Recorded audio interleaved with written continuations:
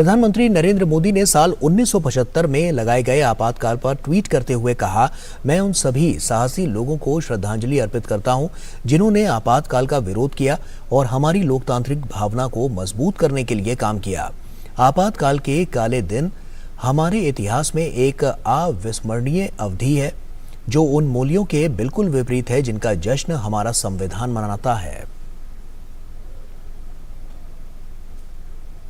25 जून 1975 की आपातकालीन की घोषणा वहां पर की गई थी और केंद्रीय गृह मंत्री अमित शाह ने इसी पर ट्वीट कर कहा है कि आज ही के दिन 1975 में एक परिवार ने अपने हाथ से सत्ता निकलने के डर से जनता के अधिकारों को छीन व लोकतंत्र की हत्या कर देश पर आपातकाल थोपा था।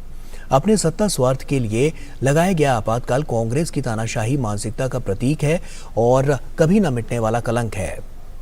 उस कठिन समय में अनेक यातनाएं सहकर लोकतंत्र को पुनर्जीवित करने के लिए लाखों लोगों ने संघर्ष किया। मैं उन सभी देशभक्तों को दिल से नमन करता हूं।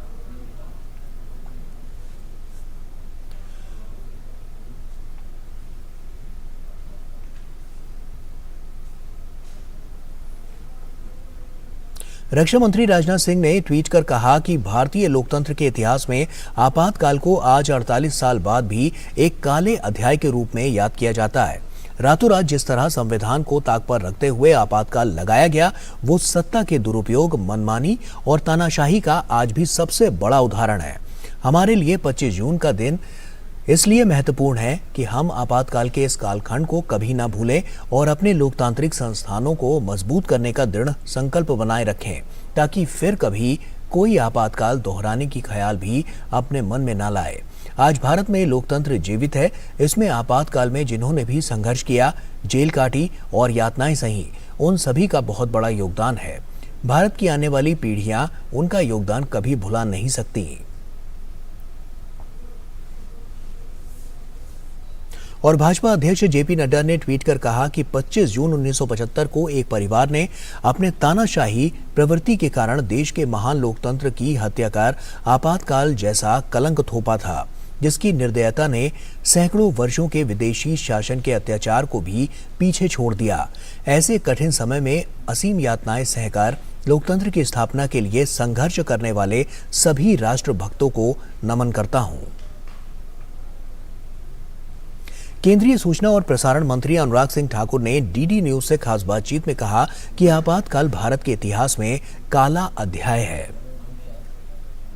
ये सूचना और प्रसारण मंत्री अनुराग सिंह ठाकुर इमरजेंसी पर बातचीत करने के लिए अभी डीडी न्यूज के साथ एक्सक्लूसिव जुड़ रहे हैं। अनुराग जी, कहा जाता है कि 1975 25 जून का जो दिन है वो हिंदुस्तान के इतिहास का काला दिन है। कैसे देखते हैं? बरसी जो है वो आ रही है, किस तरह से? देश 25 जून इमरजेंसी के यानी कि आपातकाल को नहीं भूल पाएगा। स्वर्गीय इंदिरा गांधी जी ने देश के ऊपर जो इमरजेंसी थोपी थी, देश के हजारों नेताओं को जेल में डाल दिया, अत्याचार किए गए, नसबंदी से लेके ना जाने क्या क्या किया, और यहां तक कि अखबारों के ऊपर भी जिस तरह से अत्याचार किए गए, पत्रकारों को भी जेल में डाल दिया गया। काला अध्याय अगर देखा जाए तो भारत के 75 साल के इतिहास में 25 जून 1975 है, जहां मध्य रात्रि में आपातकाल लगा दिया गया था और देश के लोगों को यातनाएं झेलनी पड़ी थी।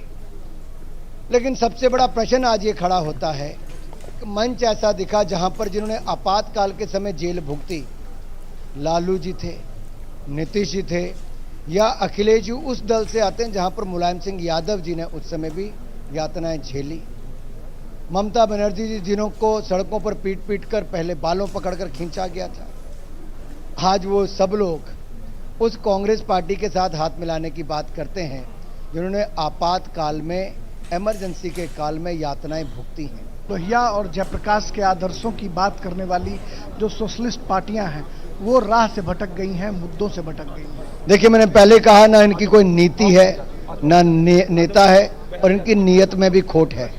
और ये मैं स्पष्ट तौर पे इसलिए कह रहा हूं कि आज इनके लिए केवल कुर्सी जरूरी है, क्योंकि सत्ता में आकर इन्होंने केवल भ्रष्टाचार भ्रष्टाचार और भ्रष्टाचार किया है। आज भी इनको केवल सत्ता ही दिखती है और कुछ नहीं दिखता है। जो सोशलिस्ट जो पार्टियां हैं वो मुद्दों से भटक गई हैं, राह से भटक गई हैं और एक ऐसे मंच को साझा कर रही हैं जिसमें कांग्रेस भी शामिल है। कैमरामैन संदीप के साथ पानीपत हरियाणा से मैं राजेश राज, डीडी न्यूज के लिए।